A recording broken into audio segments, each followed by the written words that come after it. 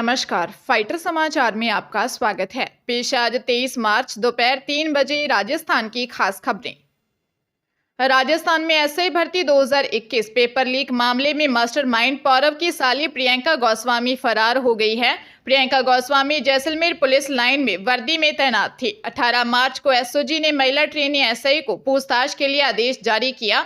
21 मार्च को वह गायब हो गई। एसओजी के एडीजी वीके सिंह ने बताया कि मास्टरमाइंड पौरव कालेर से पूछताछ की तो यह जानकारी सामने आई कि करीब 15 से 20 ट्रेनी एसआई को पेपर पढ़ाया था। इसमें साली की दोस्त मोनिका भी शामिल थी। उसे पूछताछ के लिए मुख्यालय बुलाया था, लेकिन प्रियंका गायब हो गई। वहीं नकल कर पास हुए ट्रेनी एसआई के खिलाफ एसओजी ने एक्शन करना शुरू कर दिया है। 10 से ज्यादा ट्रेनी एसआई एसओजी के रडार पर हैं। इनसे एसओजी पूछताछ करने वाली है। इनमें से कुछ को एसओजी ऑफिस बुलाया जा रहा है। राजस्थान के सरकारी हॉस्पिटल से जरूरी दवाओं का स्टॉक खत्म हो चुका है। मरीजों को बाहर से दवाएं खरीदनी पड़ रही हैं। जयपुर की एसएमएस हॉस्पिटल समेत कोटा, उदयपुर, अजमेर, जोधपुर आदि शहरों के सरकारी हॉस्पिटल में BP, sugar, cancer, hepatitis B की दवा, इंजेक्शन, खून पतला करने की दवा समेत बच्चों के खांसी बुखार की सिरप तक उपलब्ध नहीं है। दवाओं की सप्लाई नहीं होने से पूरी व्यवस्था लड़खड़ा गई है।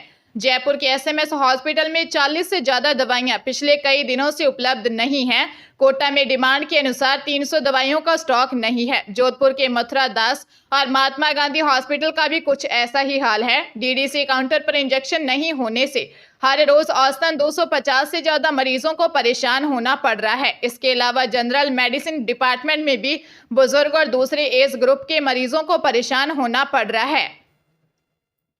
राजधानी जयपुर के विशाली नगर थाना इलाके में अक्टूबर 2022 में संपत्ति विवाद को लेकर हुए झगड़े में बेटे की हत्या करने के मामले में जयपुर मेट्रो द्वितीय की एडीजे कोर्ट के जज बालकृष्ण कटारा ने अभियुक्त पिता नवाब खां, मां जैतून उर्फ अलमदी सहित मृतक के 3 भाइयों अमजद, सद्दाम और अशफाक को उम्र कैद व 2,81,000 रुपये जुर्माने की सजा सुनाई है।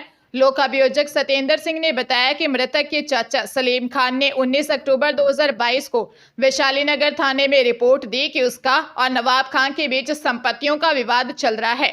एक दिन पहले वह अपने जीजा के साथ किसी काम से अजमेर गया था। इस दौरान अभियुक्तों ने एक राय होकर समीर की पत्नी से मारपीट की। जब समीर घर पहुंचा तो सभी ने उस पर भी हमला कर दिया। इसके बाद 19 अक्टूबर को फिर समीर की पत्नी से मारपीट की। समीर और परिजनों ने बचाव किया तो अभियुक्तों ने समीर पर हमला कर उसकी हत्या कर दी थी।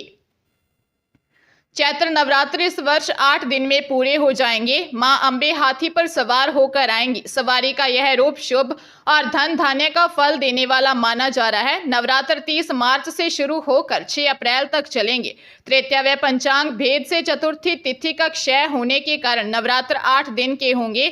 चैत्र नवरात्रि के पहले दिन मंदिरों और घरों में घट स्थापना की जाएगी। नवरात्र में घरों में मंत्र जप के साथ सप्तशती पाठ, चालीसा, देव्य अशर्व शीर्ष, सिद्ध कुंजिका स्त्रोत, रात्रि सूक्त आदि करने से विशेष फल की प्राप्ति होती है। अंतिम दिन 6 अप्रैल को माता के 9 स्वरूपों की आराधना पूरी होगी। नवरात्रि के अंतिम दिन 6 अप्रैल को माता के 9 स्वरूपों की आराधना पूरी होगी और भक्तजन व्रत पूर्ण कर देवी का पूजन करेंगे। 7 अप्रैल को पारणा की जाएगी।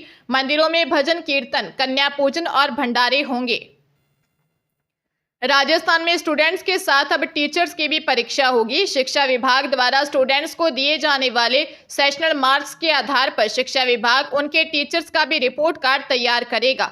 ऐसे में अगर किसी टीचर द्वारा 100% सेशनल मार्क्स दिए जाने के बाद स्टूडेंट्स के रिटर्न टेस्ट में 50% से कम मार्क्स आए तो शिक्षा विभाग द्वारा संबंधित टीचर के खिलाफ इंक्वायरी शुरू कर एक्शन लिया जाएगा। शिक्षा मंत्री मदन दिलावर ने कहा, स्कूलों में स्टूडेंट्स को जो सत्रांक दिए जाते हैं वो उनके फाइनल रिजल्ट से जुड़ते हैं। ऐसे में अगर किसी टीचर द्वारा किसी स्टूडेंट को 20 में से 20 सेशनल मार्क्स दिए जाते हैं, स्टूडेंट को उस विषय की परीक्षा में पास होने के लिए 80 में से सिर्फ 13 नंबर ही लाने होते हैं। महज 13 नंबर लाकर ही स्टूडेंट परीक्षा में पास हो जाता है। अब शिक्षा विभाग में इस तरह की व्यवस्था नहीं चलेगी। संबंधित टीचर के खिलाफ सख्त एक्शन भी लिया जाएगा। पंजाब के जीरकपुर में शिवा एनक्लेव में पुलिस ने लुधियाना के ए श्रेणी के गैंगस्टर लविश ग्रोवर का एनकाउंटर किया है। घायल गैंगस्टर को अस्पताल में भर्ती करवाया है। एसपी ग्रामीण मनप्रीत सिंह के मुताबिक लुधियाना निवासी लविश जीरकपुर में किराए के फ्लैट में रह रहा था। आरोपी पर हत्या, लूट, आर्म्स एक्ट समेत 10 से ज्यादा आपराधिक मामले दर्ज हैं। पुलिस को लविश के शिवा एनक्लेव में छिपे होने की सूचना मिलने के बाद स्पेशल टीम ने इलाके को घेर कर जब फ्लैट का दरवाजा खटखटाया तो पुलिस को देखकर उसने 3 गोलियां चलाई। जवाबी कार्रवाई में लविश के पैर में गोली लगी, जिससे ग्रोवर घायल हो गया और उसे मौके पर ही पकड़ लिया। उसकी तलाशी ली तो 3 अवैध हथियार और भारी मात्रा में नशीले पदार्थ बरामद हुए। आशंका है कि वह यहां कोई वारदात को अंजाम देने आया था। लविश ग्रोवर का नाम पंजाब और हरियाणा में कई संगीन अपराधों में शामिल रहा है।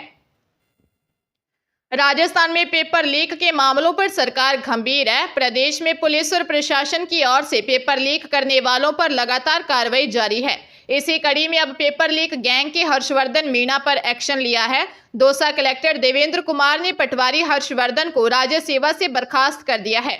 बता दें कि दौसा का सरगना हर्षवर्धन मीणा अभी जेल में बंद है। आरोपी के खिलाफ 6 से ज्यादा मुकदमे दर्ज हैं।